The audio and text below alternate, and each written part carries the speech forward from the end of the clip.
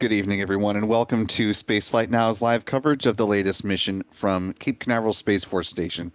I'm Will Robinson Smith, reporter with Spaceflight Now. So good to have you with us here on this Monday evening.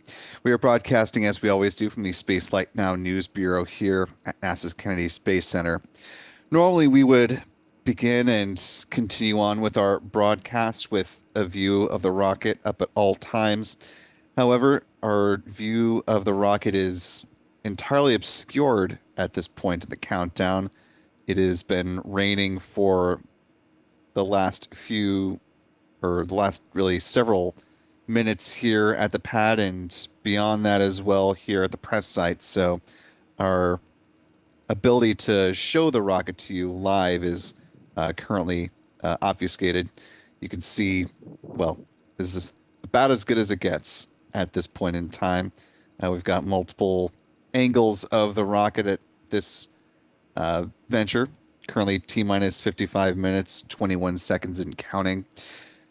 As you can see by looking at this loop from the NOAA Goes East satellite, there have been clouds bubbling up and hanging out over the Florida Space Coast for the majority of tonight and have been quite persistent. A Phase 2 lightning warning is now in effect for Cape Canaveral Space Force Station as well. Just before we came on air, we saw a nice pop of lightning out over the Atlantic Ocean from one of our camera's vantage points. So our photographers are inside at the moment, given that we are currently in a Phase 2 lightning warning. Obviously, most important is to keep our people safe. Taking a look back at the vehicle assembly building here at the Kennedy Space Center, you can see what's just barely visible here. Obviously, much closer than the pad and far better illuminated, and not nearly as much rain standing between us and the VAB and the Mobile Launcher 2 there off to the right of that iconic building. SpaceX is currently targeting the end of their launch window today for their opportunity to send its Falcon 9 rocket off on a mission supporting a private Indonesian company, PSN, and their latest satellite that, once it's able to launch, will head into a geosynchronous transfer orbit. It's called the Nusantara Lima, which roughly translates to the other islands. Nusantara does. Lima is Indonesian for 5, so the shorthand for this mission is the N5 satellite. This is a dedicated mission for this particular satellite when it's able to launch. As I mentioned, this is the end of the window today, and given that the weather has not trended in a good direction, even though it looks like with the initial forecast that it might have, coming into today's opportunity for liftoff, the 45th Weather Squadron was forecasting just a 30% chance for favorable weather. That was supposed to trend upward to 45% favorable conditions at liftoff, but sure doesn't seem that way as things have actually materialized over the course of this evening.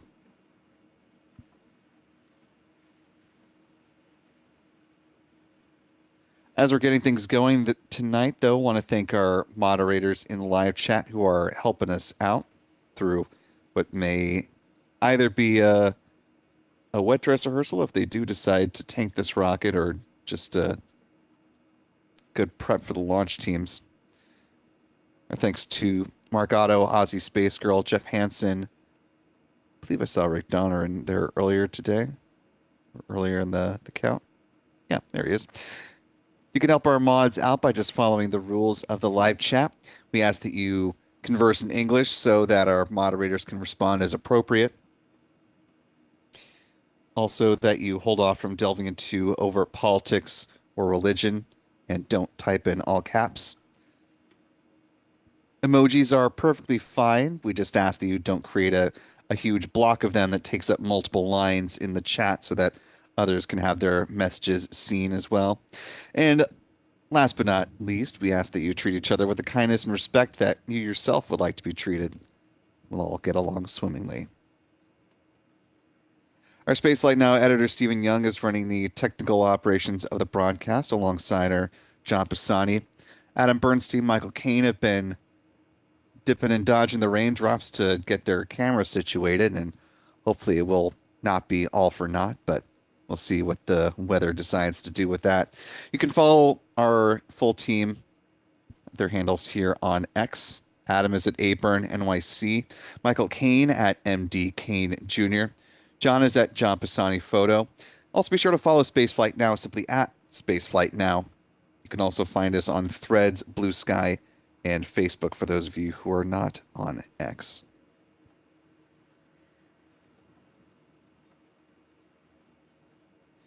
Rest assured, once the weather has cleared, if the weather clears in time to show you the rocket in the countdown to possible liftoff, we'll of course bring those images to you, but as we showed you before, it is like staring into the nothingness right now.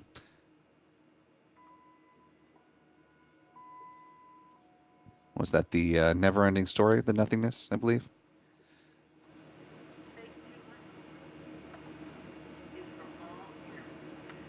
That's a little bit of housekeeping here as we get things rolling with 50 minutes remaining on the countdown clock. If you have a comment or question about this mission or other goings-on in the realm of space or spaceflight, or like Chuck Close just want to offer a little bit of support, you can use the YouTube Super Chat feature. And not only will it be giving us some interesting things to talk about as we cruise on through the count, but you'll also be supporting what we do here at Spaceflight Now, and that, my friends, is always greatly appreciated.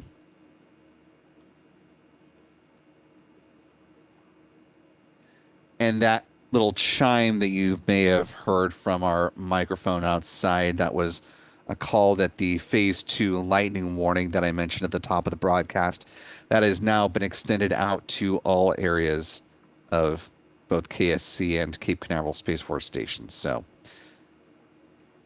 weather continues to trend in the very much wrong direction. So just to set the table, do not be shocked if there's a scrub in the next probably 12-ish minutes. Broadly speaking, the SpaceX launch director will make the call on the start of prop load at T-minus 38 minutes before liftoff. So they'll go ahead and make their judgment at that point in the count. And likely, if things are continuing to look as they are right now, they will probably not tank the Falcon 9 rocket and pivot to their 24-hour backup period, which also is another 116-minute launch window that opens up at 8:01 p.m. Eastern.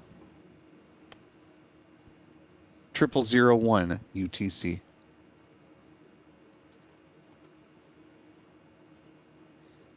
Taking a look at our live chat, I want to thank Chuck Close for that $25 super chat. Really appreciate that, Chuck. Also, thanks to channel member Glenn A for $2 super chat. Thank you, Glenn. We've got some membership gifting as well. It's very kind of all of you.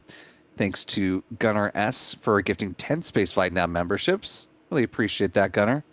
And to Mark Pachotnik.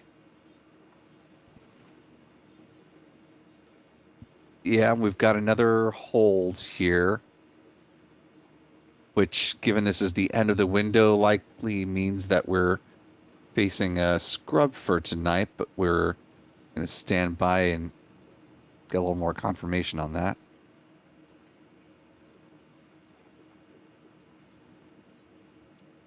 Again, given the conditions heading into this final launch opportunity, this is far from surprising.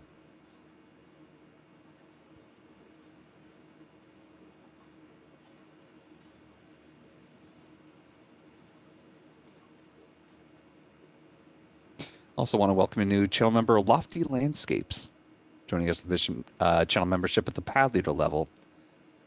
Welcome aboard, Lofty. I'm glad to have you with us.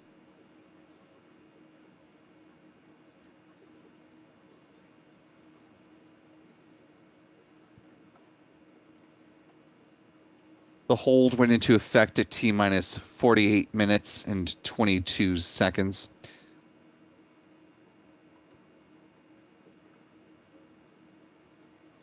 Again, it is our understanding that this was the last opportunity in the count, so hold would essentially be tantamount to a scrub, but we're just awaiting further confirmation of that from SpaceX.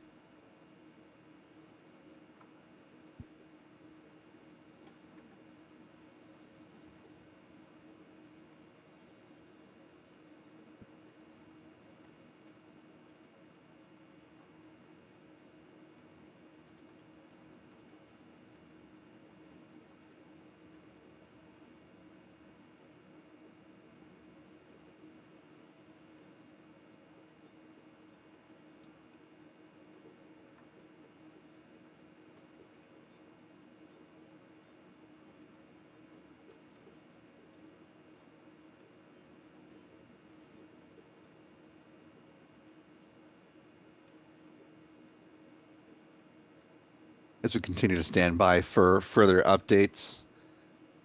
Here's a look at the satellite that's currently sitting inside the Falcon 9 payload fairings at the top of the rocket that we unfortunately cannot see right now due to the rain. Again, this is PSN's Nusantara Lima satellite, a communication satellite that is going to operate at the 113 degrees east position over the equator once it is able to launch. According to Boeing, who built the satellite bus for this particular satellite, after deployment from the Falcon 9 rocket, it'll take somewhere on the order of 15 to 30 minutes for acquisition of signal, and then it will slowly raise to its operating orbit and get there around the mid-January 2026 timeframe, and it will enter into service for the greater Indonesian area sometime in early 2026 as well.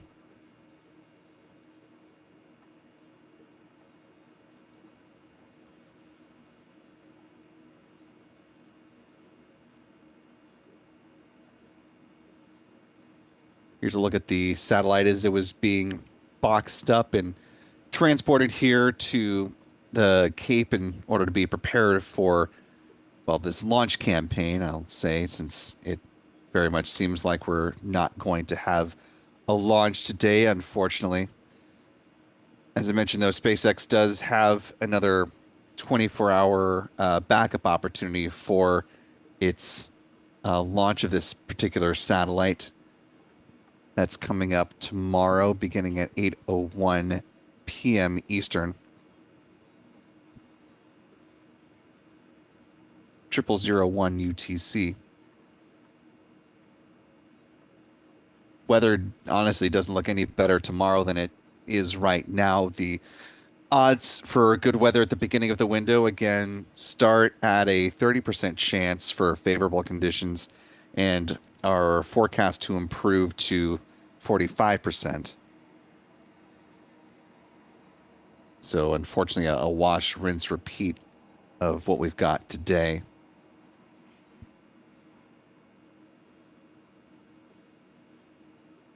Fingers crossed, though, that conditions are going to look good on Wednesday morning out at Vandenberg Space Force Base, as that is when the next Falcon 9 rocket is set to lift off from Space Launch Complex 4 East.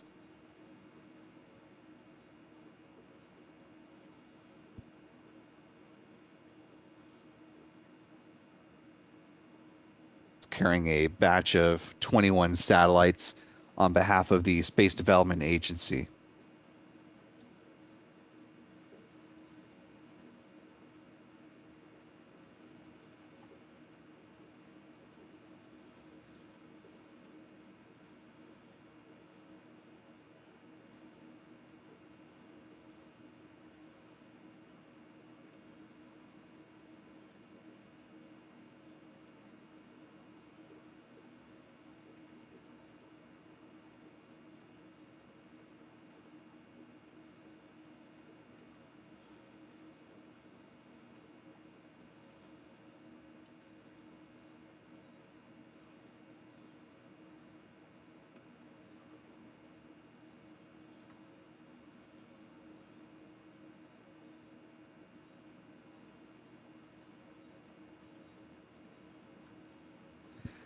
And we do have the official scrub call from SpaceX that was certainly coming, but it's always good to have it in writing that SpaceX is now officially targeting Tuesday, September 9th for this planned mission launch. Again, as we were saying earlier, the 116-minute window will open up at 8:01 p.m. Eastern, 0001 UTC for our friends around the world. Once again, we will have our live coverage beginning at about an hour prior to liftoff.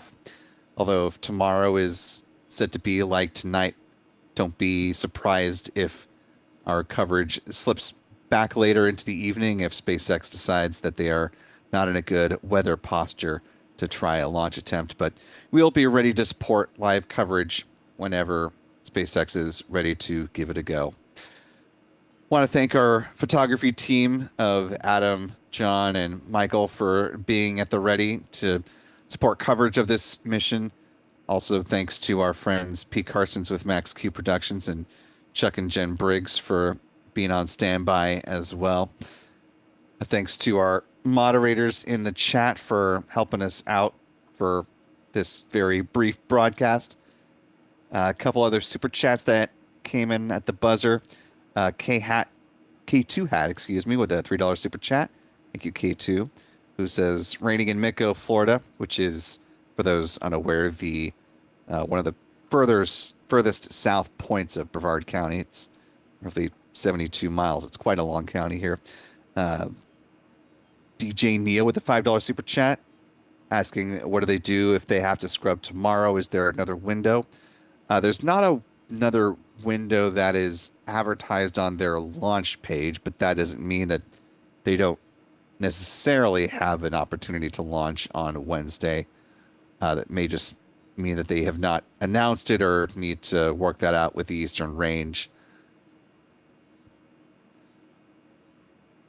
And closing out strong with Artemis gifting 100 Spaceflight Now memberships.